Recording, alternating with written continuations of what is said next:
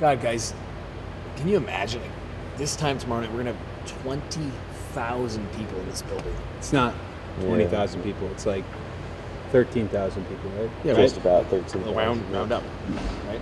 Round up, man. You know what? I feel like something's missing. Mind if I join this party, boys? Yeah. Dude, we couldn't do this without you. You know, we should be proud. Really. Ah, shit.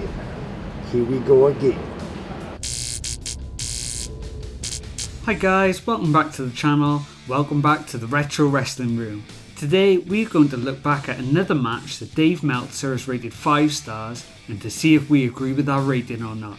Sibling rivalries always add an extra it factor in our interests. Whether it's the ongoing feud between the two Gallagher brothers of Oasis or Ray and Dave Davis of the Kinks, whether it's people's morbid fascination of the goings-on of the Kardashians or even between the two princes in the UK.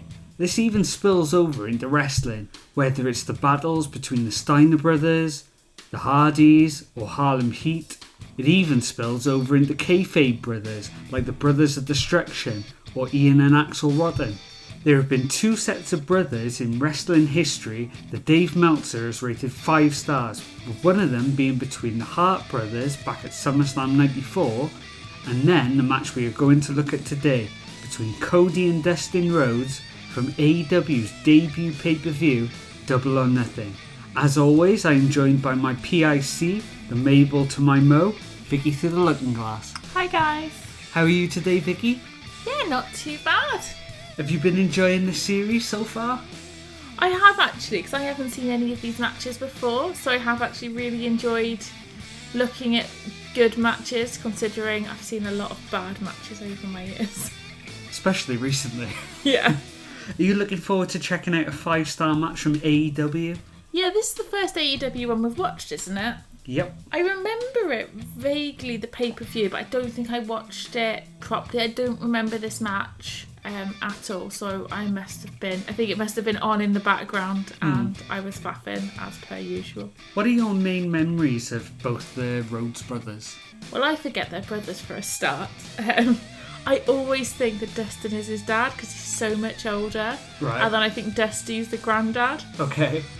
I don't know why. I think it's just the age difference. I just always assume. What is the age difference? It's like 18 years or something? I looked it up. I think it was like 18 or 20 years. He's definitely old enough to be his dad because I didn't feel so silly then. I thought, well, at least it could physically be true. But I remember Dustin Rhodes as Goldust. He scared me a bit when I was a kid. I thought that was the memory, yeah. I thought that was the guy that used to scare you as a kid. For those of you that don't know me, which is most of you, I'm petrified of clowns, so Dink and Doink can't even go there.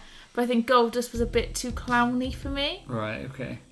So when I was a kid, I think just because he was like quite quiet and everything just like was all gold and shimmery and different, I don't know, I was quite young when he first came out though. So my memories were he was a bit scary. But I don't remember him in his heyday. I remember him being in like the odd Royal Rumble or something. Right, okay. Because yeah, the first time I saw Dustin Rhodes was Royal Rumble 91. So I wasn't born. No, you weren't born yet. Because I was already a big fan of Dusty Rhodes. And then they introduced his son and he faced $1 Million Man and Virgil. He'd been around a couple of years, I think, in like smaller promotions, but that was the first time I remember seeing him. And then I used to show WCW late night on like ITV, so I used to have that recorded as Goldust. I didn't realise, because I was still a kid at the time, I didn't realise that was the same person. Yeah. Like, it just felt like this is a new guy now, because he was so different as well. I still can't comprehend that Stone Cold was a character before Stone Cold. No, I think a lot of people are, yeah. Because he was so different as well. The same when Kane debuted, because he used to be the fake Diesel, the evil dentist, Isaac Yankem. So yeah, it was years later I didn't realise that was somebody that I'd already seen like loads before. And Cody Rhodes I remember from WWE. Yeah, I remember more dashing Cody Rhodes. You think of dashing, do you? Yeah. Well, I mean, he was green when he first started because he was really young. I remember him starting in WWE, and then he had all his slight change of gimmicks. We had dashing. Remember when he had a face injury? Yeah, and he had the mask on. Yeah, so he was a bit Phantom of the Opera, and he thought he was ugly. He grew a mustache. That was like a big thing for a while. Him and Damien Sandow, and he had this big mustache. Then he came as Stardust as well. Yeah, I remember Stardust after, but mainly when I think of Yeah. Cody Rhodes, it's Dashing Cody Rhodes. Yeah, I think of him just after Dashing when he started wearing the mask. Yeah. That's what I think of instantly. So during the month this took place, New Japan Pro Wrestling held their Wrestling Dontaku events over 2 nights, which saw Dragon Lee regain the IWGP Junior Heavyweight title and Okada regain the IWGP Heavyweight title respectively. Fair play to you getting all of those letters and Japanese pronunciation. I don't know if any of them are right, but it sounded it. It sounded right, I'm not sure if it was though. We'll get corrected if it's wrong. Yeah, let us know in the comments how to pronounce it. Type it phonetically, please. Dontaku.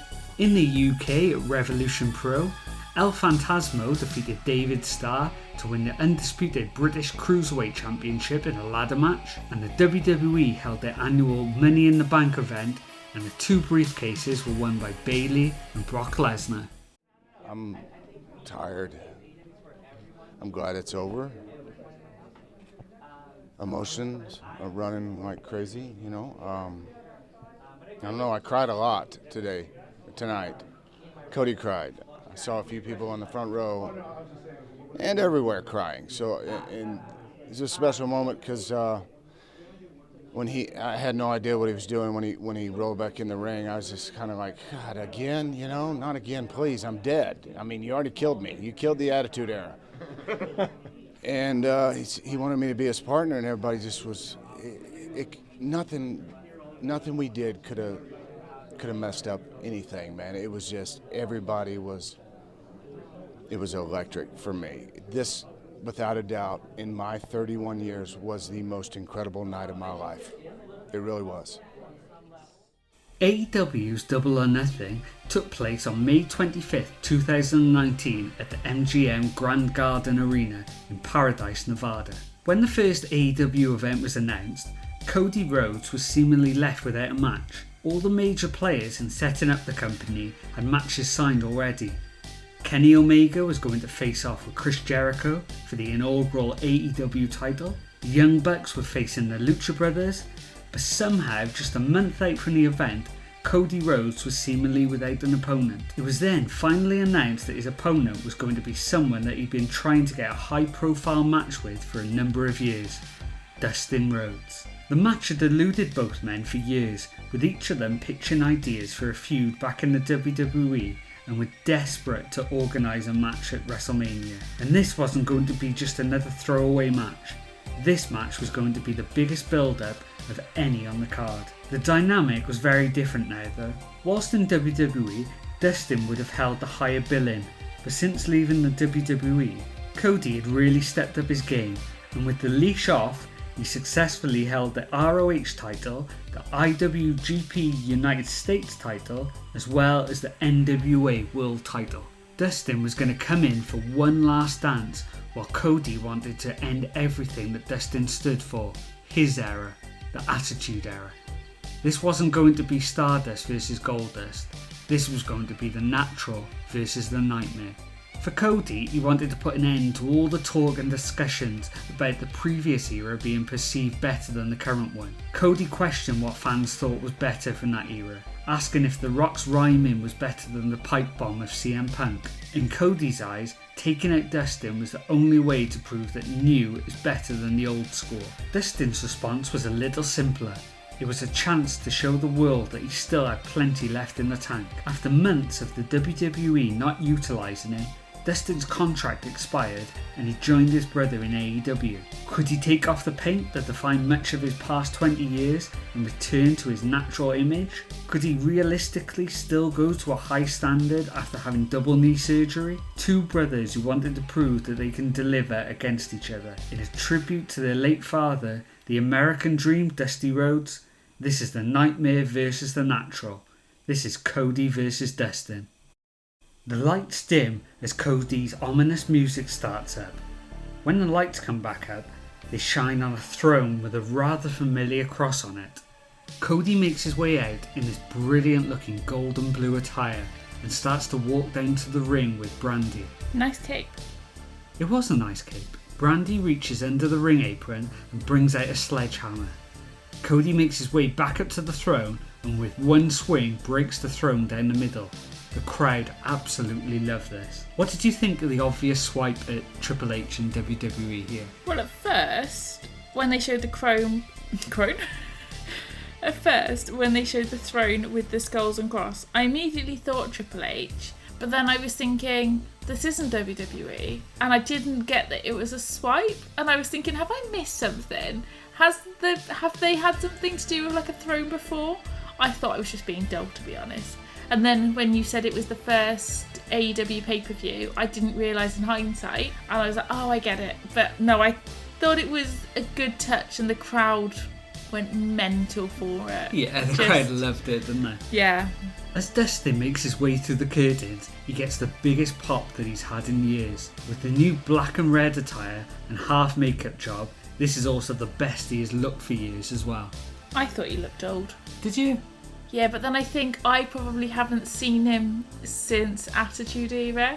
I think the only times I've seen him probably recently is when we've rewatched old Rumbles and old Manias. So I think just because it'd been so long since I'd seen him now, I thought he looked old. And he had more of his face on show than probably the last time you'd seen him. Yeah, probably. I did think that Dustin looked like a Pokemon, and I can't think of the name of it, but I will insert a picture here for you because I know what it looks like, but I can't think of the name at the top of my head, so I'm gonna have to Googleize it. Litten, that's the one. The commentators, who are Jim Ross, Excalibur and Alex Marvez, really put over how this is the last roll of the dice for Dustin, who was coming to the end of his career. Cody has the words Attitude Killer across his weight belt. Just before the bell rings, we get a huge Dusty chant in honour of their dad, followed by a This Is Awesome chant even before they have locked up. Tonight's referee is possibly the most iconic referee in history as well, Earl Hebner. Probably the only referee I can name.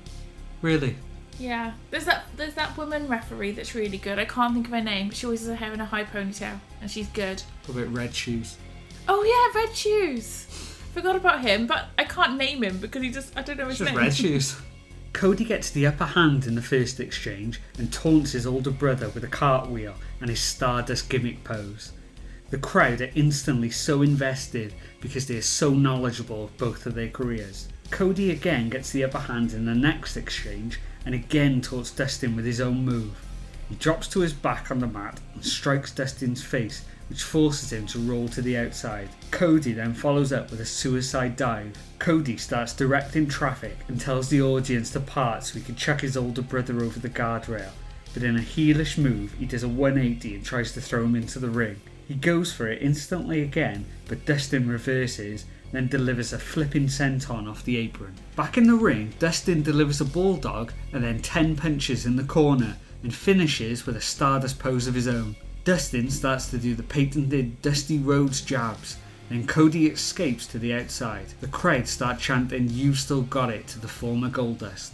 Back in the ring, Cody distracts the ref for long enough so Brandy could throw something into Dustin's eyes, and he gets hit with a gutbuster as well for a 2 count. Cody gets whipped into the corner but gets the upper hand with a snap power slam. Dustin starts building up a head of steam with 2 big clotheslines and lands his drop down into a strike. He gets Cody into the corner and motions for the Shattered Dreams, but while his back is turned, Cody starts to remove the middle turnbuckle, and when Dustin starts running in, he gets drop toe hold into the exposed steel. Seeing that the referee is distracted, Brandy lands another cheap shot behind the ref's back and even lands a spear on the outside. Earl Hebner sees the interference this time though and forces Brandy to the back. I thought that Dustin sold the turnbuckle spot really well.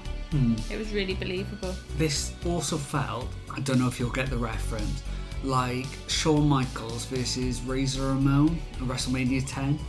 They had their infamous ladder match, and Diesel was Shawn Michaels' bodyguard at the time. Okay. And so everyone thought there was going to be loads of interference during the match. And he interfered a little bit at the beginning, but then was forced out of the match, and then they could really concentrate on just the two. And I think they got Brandy out of the match early enough so then they could really focus on the two. Yeah, I thought it was nice to be able to put the cameo in from DDP without it seeming too forced. Yeah, because DDP then comes down to the ring and takes Brandy away. Just lifts her up, then he just jogs on. Yeah, I thought it was a good thing to have the cameo, but sometimes you think, oh, it's a cameo for cameo's sake, but in this situation it worked really well. Yeah, it wasn't done for too long, and it was a bit understated as well. He just came out just to get her and then just walked off. We then get a close-up of Dustin, who was really badly busted open above his right eye. Cody, like a shark, smells blood and starts hitting the cut and even bites at it. With Dustin's blood all over Cody's hand, he rubs it all over his chest like war paint. There was too much blood for my liking. Already too much blood? Yeah. It's gonna get worse.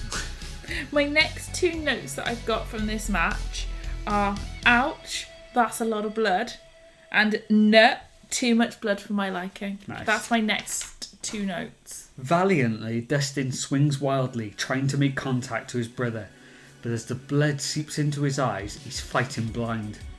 Cody then drops Dustin with a drop kick for another 2 count. It's such a nasty cut. Cody drops Dustin with a single strike as he crumbles against the turnbuckles.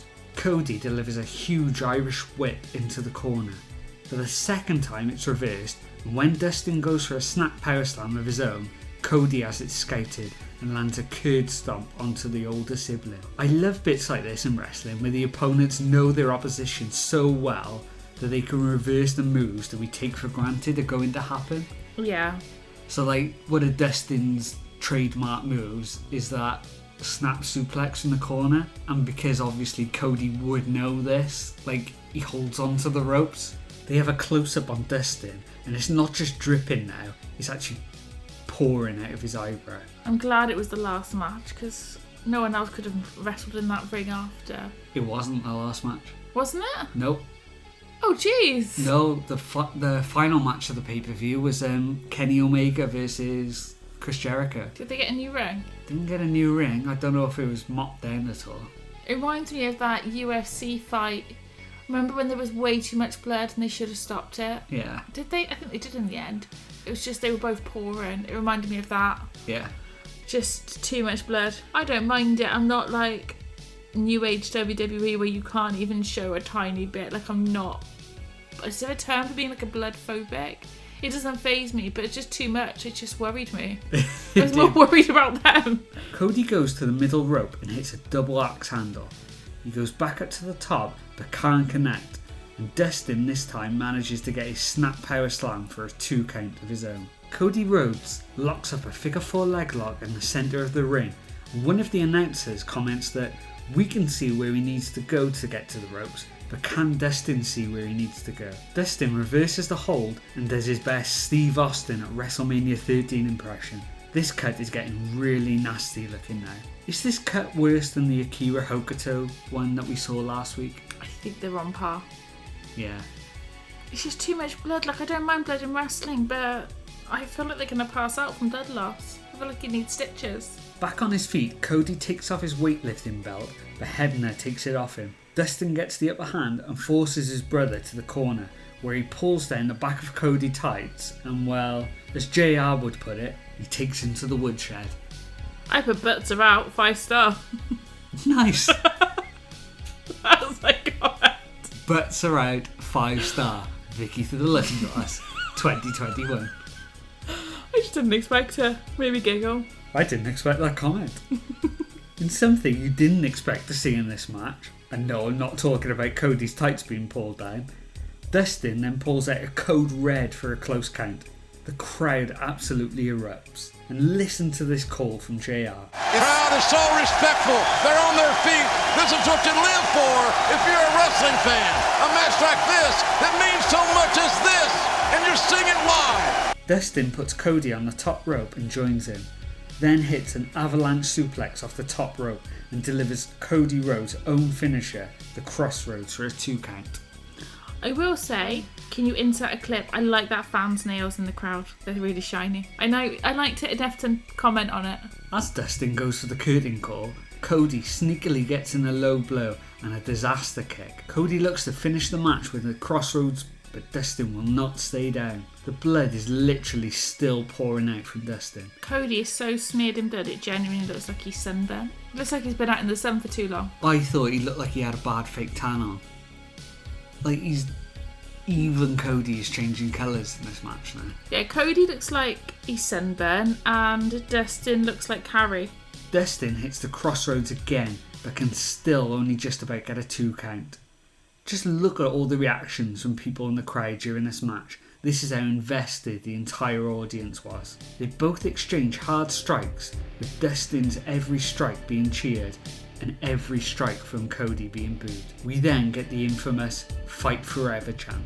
Cody, in a last-ditch effort, hits Dustin with Homicide's Cop Killer and another Crossroads to finally bring this match to an end. We can't end this review there though. This is more than what just happened till the final bell. Cody makes his way back into the ring with his battered and bloody brother. Cody tells Dustin that he doesn't get to retire here and that he has to ask his brother for a favour. He tells him about how he is signed up for a match next month against the Young Bucks. And well, it's so good, we'll just have to show you the rest. I don't need a partner. I don't need a friend.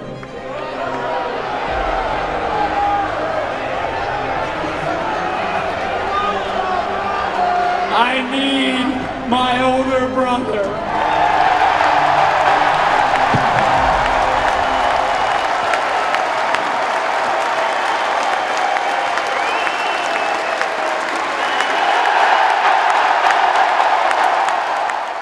What a match it was between brothers Cody, the American Nightmare, and of course, the natural Dustin Rhodes. I want to bring them in right now because we got a very special award to give them. Cody, my man. What's up, Tone? Hey, Dustin. My man. Let's bring in these awards. You guys know all about Pro Wrestling Illustrated, PWI. Yes. It's been covering professional wrestling for decades. You guys, your match at Double or Nothing has been named Match of the Year by the readers of Pro Wrestling Illustrated. Quite an honor. Awesome. Quite an honor. It's pretty awesome, Yeah. man.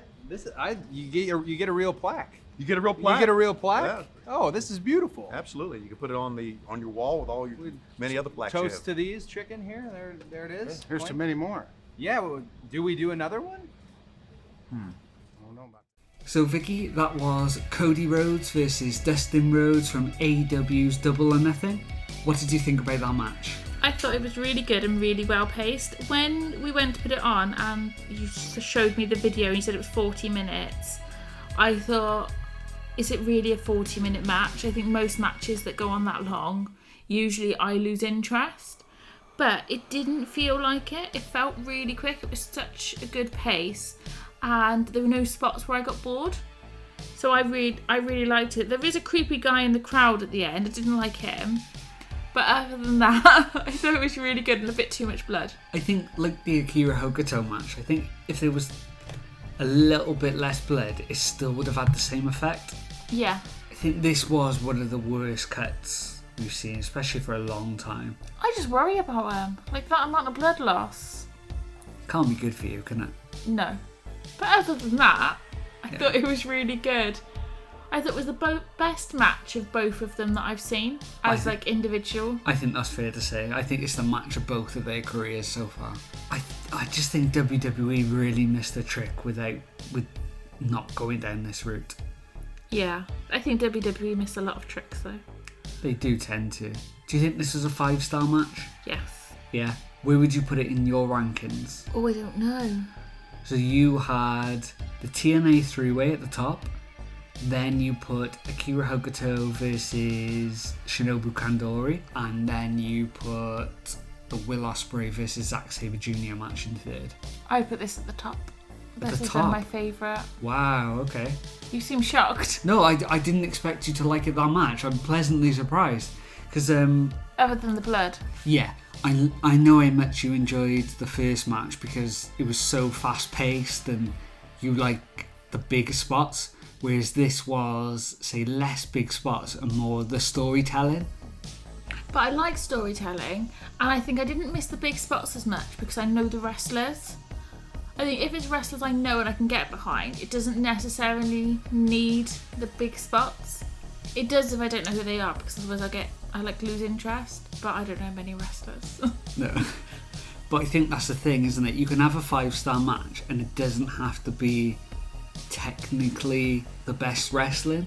Yeah, there was one botch from Goldust I noticed in this near the beginning. Yeah. Yeah. There was one spot towards the end as well where they kind of run at each other and they make up for it in the commentary and say that Dustin's bleeding so much that they slipped off each other, which I thought was a nice touch because I wasn't quite sure what the move was meant to be, but it worked in the story. I think this is a great match to show that, yeah, like you don't have to be, it doesn't have to be high spot if you're so invested in the wrestlers.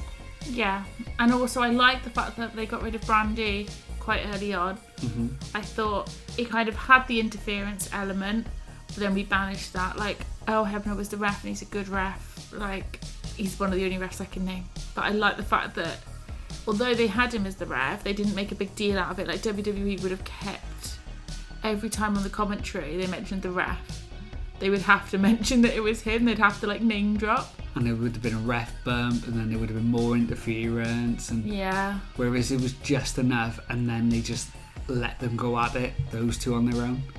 And you know it's a good match when DDP interferes, because you'll learn that I'm not a fan of DDP. I don't know why, just not a fan.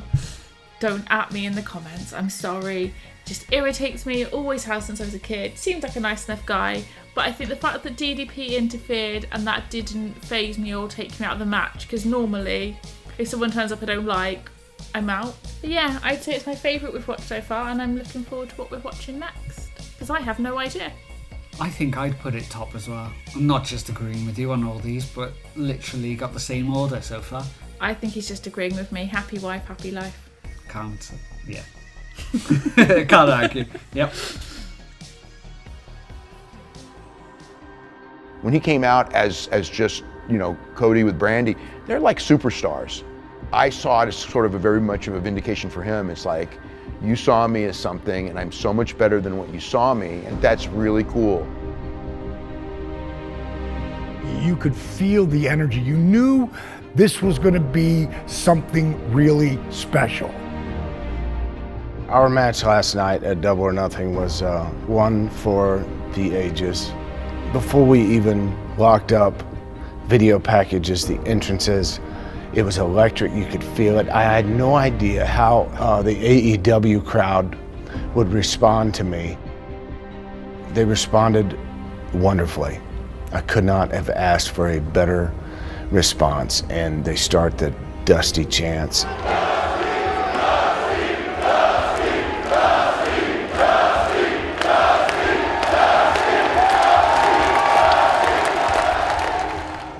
I don't think people wanted to really boo Cody, but he had to be the heel in the match to make the match work because it was all about sympathy for Dustin. It was our legacy.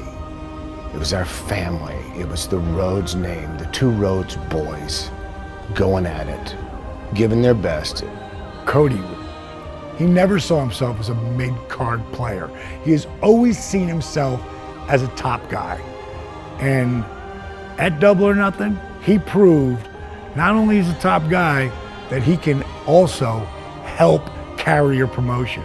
And that's what's happening right now. It was the most important, satisfying, emotional, story-driven match I've ever done in my career of 31 years. But the emotion of the crowd, that's a match that I'll never forget, and I don't think anyone else will. And to me, again, that match stole the show.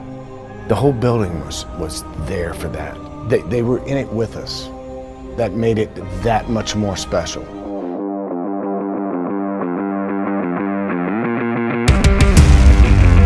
Ringside Collectibles sheds plenty of blood, sweat, and tears with the release of the Blood Brothers, Cody and Dustin Rhodes, AEW Ringside exclusive 2-pack from Jazzwares. Collector discretion advised.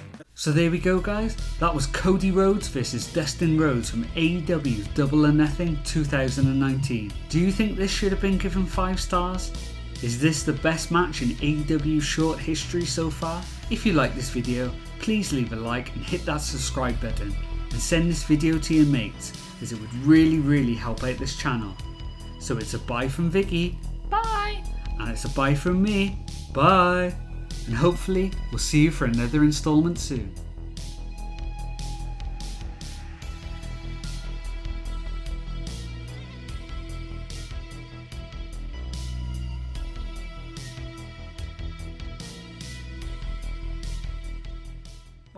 Why is it when I start to go to podcast I turn it to Sean Connery? Everything's sharp, sharp, sharp, sharp, sharp, sharp, sharp, sharp, sharp, sharp, sharp, sharp.